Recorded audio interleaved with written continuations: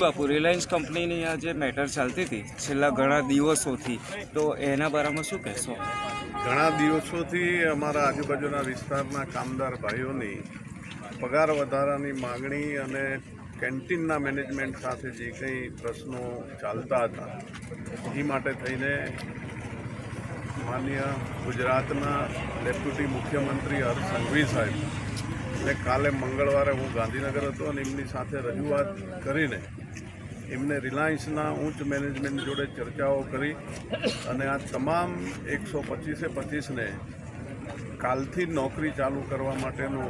એમને આદેશ આપ્યો હતો અને આજે રિલાયન્સ કંપનીના મેનેજમેન્ટે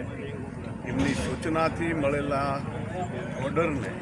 ધ્યાને લઈને આજે તમામ સુખદ રિલાયન્સ અને કામદાર ભાઈઓની વચ્ચે સુખદ સમાધાન થયું છે અને કાલે સવારથી જ તમામ કામદાર ભાઈઓને ફર્સ્ટ શિફ્ટથી નોકરી ચાલુ કરવામાં આવશે. એટલે અમારા તમામ કામદાર ભાઈઓ વતી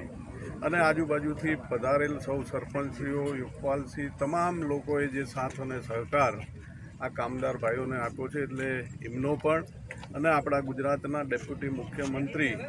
હર્ષ સંઘવી સાહેબનો આ તમામ કામદારો વતી હું હૃદયથી ખૂબ આભાર માનું છું. એમને ખૂબ આની અંદર તમામ કામદાર ભાઈઓને મદદ કરીને કાલે અમારા જે ઘણા દિવસથી ચાલતી આ સમસ્યાનો સુખદ આજે અંત આવ્યો છે અને તમામ કામદાર ભાઈઓ કાલથી પોતાની રોજીરોટીને નોકરી ઉપર ચાલુ થઈ જશે.